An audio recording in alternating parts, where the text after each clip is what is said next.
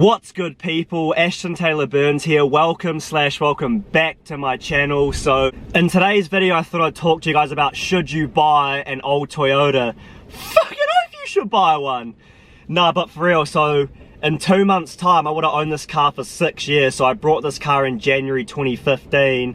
So yeah, in 2 months I would have owned it for 6 years. So I kind of want to speak about in this video like how that 6 years of ownership has been, the pros, the cons, should you buy one, and just my kind of thoughts about the whole thing. So without further ado, let's get into it. For those of you guys who aren't familiar, this is my 1991 Toyota Corona. So I've owned this car nearly 6 years now. I brought it in January of 2015, so coming up on 6 years in 2 months time.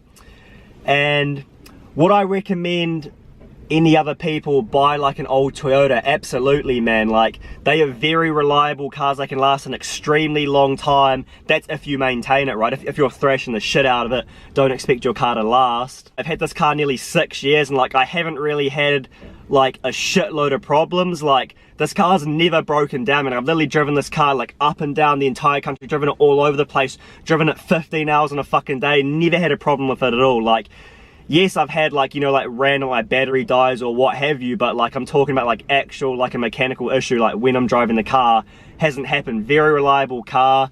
This car is currently sitting on 297,000 kilometers, so I'm approaching 300,000. Honestly, I think I can get this car lasting to 600,000 kilometers. I know I can, because I've maintained this car so well over the years and it's still running so well, so it's definitely going to happen. This car is a 5-speed manual transmission and it's a 4-door, so we got, you know, we got the 2 front seats here, then 3 seats in the back. You know, there's plenty of space here in the back for like all kinds of activities, if you know what I mean. No, I'm not talking about that, man. You guys are filthy, man. That's disgusting. What I mean by that is, like, if you want to sleep in the back, there is space to do so. I actually slept in the back right here at last year's Rhythm and Vines. So I'm just fucking sleeping in the back of my car at the moment. There is space for that if you want to do it. This car's fun to drive, man. It's so smooth. Like, it just feels nice on the road, and like, it's a very easy car to learn a manual transmission, and like any old Toyota is like very easy to learn how to drive. So if you're just new to manual and you want to learn, would definitely recommend picking up one of these. Also as well, like, you know, maybe you're looking at, you're getting a first car, or you want like a second car as a daily driver to stop driving your main car so much, or maybe you want to downgrade. I would definitely recommend like buying some kind of 90s Toyota. Like, they are very reliable cars, very fucking cheap on gas, cheap to run. Parts are cheap, you know, you can just roll up to any kind of wreckers and buy parts for like 20-30 bucks, man. Whereas a lot of these other like higher end cars, you know, you're fucking spending an arm and a leg to buy parts for it. And you're like, if this car does happen to break down, it's cheap to get it fixed. Very easy to work on as well, easy to maintain it. So yeah, I would definitely recommend, like, if you're looking for a car, I would highly recommend like any old 90s Toyota. There are just a few things that when you are looking to buy one of these that you want to be careful of. The first thing is these cars tend to rust a shitload. So like, the main areas where they rust is in your front 2 pillars over there. So on my car, if you guys haven't seen the video yet, it's right here. The front 2 pillars rusted like shit, so I had to strip the whole inside of my car to get that welded back up. Your roof can rust quite a bit, and like the floorboards, your boot, and like where your spare tire sits in the boot, that can rust quite a bit. So definitely pay attention to that when you're looking at buying one of these cars. Also as well, like, these cars tend to leak a lot of oil, especially when they're older and the seals go, so definitely look in your engine and under the car and like over your CV axles to make sure like it's not leaking. Most of these cars will leak a bit of oil, but I'm talking about if it's pissing oil, do not buy it. Like, if you got a slight leak, that's perfectly fine. Like, this car has a slight leak and literally it doesn't do anything. Like, it still runs fine. Like, you just have to watch the oil a bit more, but you know, other than that, it's literally fine. When I first brought this car, right, I didn't have any intentions of like doing all the shit I'm doing right now. You know, I didn't have any intentions of modding the car and doing all that kind of shit that I'm doing right now. So I kind of just brought this car, just literally at that point in time, I was like tossing up between like a few different cars.